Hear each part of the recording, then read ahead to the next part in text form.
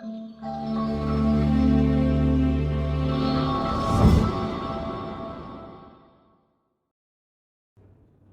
Guys, welcome back to our channel code craft.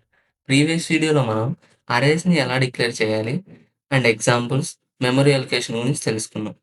ఈరోజు ఈ వీడియోలో అరేస్ని ఎలా ఇనిషియలైజ్ చేయాలి, compile time and run time రెండింటి గురించి తెలుసుకుందాం.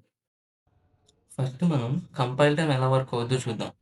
Compile time initialization means assigning a value to a variable at the time of declaration, and that value is known before the program starts running. That is during compile time initialization. Simple వర్డ్స్లో చెప్పాలి అంటే within the code, అంటే code రాసేటప్పుడే ఎలిమెంట్స్ని అరేలోకి pass చేస్తాం. ఇదే compile time initialisation. ఇప్పుడు మనం కంపైల్ టైంలో వాల్యూస్ని ఎలా ఇనిషియలైజ్ చేస్తారో చూద్దాం. ఇక్కడ int A of 5 is equal to 5 ఎలిమెంట్స్ని పాస్ చేశాను. ఇక్కడ ఇంట్ అంటే డేటా టైప్, ఏ అంటే అరే నేమ్, సైజ్ ఆఫ్ ది అరే 5 అండ్ నేను పాస్ చేసిన ఎలిమెంట్స్ 5 ఉన్నాయి. 1 2 3 4 5. ఇక్కడ అరే సైజ్ నేను 5 తీసుకున్నాను కాబట్టి ఓన్లీ 5 వాల్యూసే అరేలోకి అసైన్ చేశాను.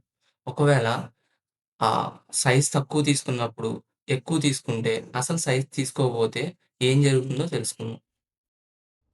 ఫస్ట్ మనం అరే సైజ్ తీసుకోకుండా అరేలోకి ఒక 5 ఎలిమెంట్స్ని అసైన్ చేస్తాం. ఇలా అసైన్ చేసినప్పుడు ఏంటంటే కంపైలర్ ఆటోమేటిక్గా నువ్వు ఎన్ని వాల్యూస్ అయితే అసైన్ చేస్తావో దాన్నే అరే సైజ్ కింద స్టోర్ చేసుకుంటుంది. విచ్ మీన్స్ నేను ఇప్పుడు 5 ఎలిమెంట్స్ తీసుకున్నాను కాబట్టి అది కూడా ఇంటీజర్ డేటా టైప్తో.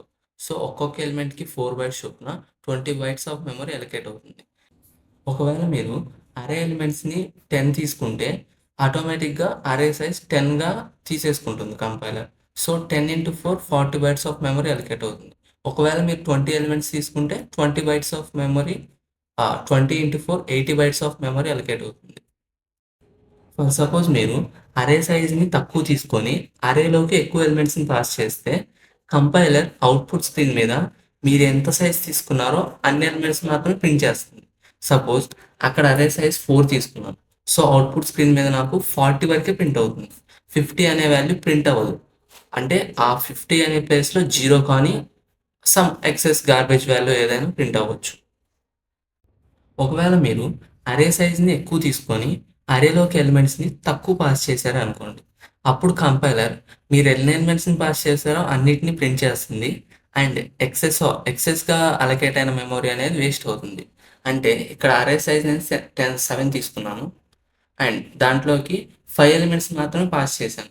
అంటే మిగిలిపోయింది 2 into 4 8 bytes of memory waste అయినట్టే. ఇప్పుడు మనం కంపైల్ టైమ్ ఇనిషియలైజేషన్ మీద ఒక కోడ్ చూద్దాం. ఇక్కడ హ్యాష్ ఇంక్లూడ్ stdio.h అనే హెడర్ ఫైల్ ఇచ్చేసాను, మెయిన్ ఫంక్షన్ డిక్లేర్ చేశాను. ఆ మెయిన్ ఫంక్షన్లో నేను ఐ అనే వేరియబుల్ తీసుకున్నాను అండ్ ఇంట్ అరే సైజ్ 5 ఇచ్చి అరేలోకి 5 ఎలిమెంట్స్ని విత్ ఇన్ ది కోడ్లోనే పాస్ చేశాను. ఇప్పుడు మన టాస్క్ ఏంటంటే ఆ 5 ఎలిమెంట్స్ని అవుట్పుట్ స్క్రీన్ మీద ప్రింట్ చేయాలి. ఎలిమెంట్స్ని ప్రింట్ చేయడం కోసం నేను ఫర్ లూప్ ఉపయోగించాను. ఫర్ లూప్లో నేను ఇనిషియల్గా ఐ వాల్యూ 0 తీసుకున్నాను అండ్ ఐ లెస్ దాన్ 5 అంటే ఇండెక్స్ వాల్యూస్ 0 నుంచి అప్పర్ బౌండ్ n- వరకు ఉంటుంది. అక్కడ నేను n వాల్యూ 5 పెడితే 5 - 1 = 4. So I value I less than 5 ఆ కండిషన్ ఫెయిల్ అయ్యేంత వరకు ఒక్కొక్క వాల్యూ అవుట్పుట్ స్క్రీన్ మీద ప్రింట్ అవుతుంది. అలా ప్రింట్ అవ్వడం కోసం ప్రింట్ఎఫ్ అనే ఫంక్షన్లో %d అరే ఆఫ్ ఐ ఇండెక్స్ పొజిషన్లో ఏ వాల్యూ ఉన్నాయో ఆ వాల్యూస్ అన్నీ కండిషన్ ఫెయిల్ అయ్యేంత వరకు ప్రింట్ అవుతూనే ఉంటాయి. ఇప్పుడు మనం ఈ కోడ్ని రన్ చేసి చూద్దాం. అక్కడ 10 20 30 బదులు నేను 1 2 3 4 5 అనే వాల్యూస్ తీసుకున్నాను. ఎస్, ఆ వాల్యూస్ ప్రింట్ అయ్యాయి. ఇంతటితో కంపైల్ టైమ్ ఇనిషియలైజేషన్ కంప్లీట్ అయింది. రన్ టైమ్ ఇనిషియలైజేషన్ ఎలా వర్క్ అవుతుందో చూద్దాం. Run time initialization means assigning a value to a variable at the time of execution. సింపుల్గా చెప్పాలంటే అరేలోకి వాల్యూస్ని అవుట్పుట్ స్క్రీన్ మీద అసైన్ చేస్తాం. ఇప్పుడు ఇక్కడ ఒక ఎగ్జాంపుల్ చూద్దాం. ఇంట్ ఏ ఆఫ్ 5 అని సైజ్ని మాత్రమే డిక్లేర్ చేశాను. ఇక్కడ సైజ్ని డిక్లేర్ చేస్తాం అండ్ వాల్యూస్ని మాత్రం అవుట్పుట్ స్క్రీన్ మీద అరేలోకి పాస్ చేస్తాం. రన్ టైమ్ ఇనిషియలైజేషన్ వర్క్ అవ్వాలంటే ఖచ్చితంగా సైజ్ అనేది మనం డిక్లేర్ చేయాల్సిందే.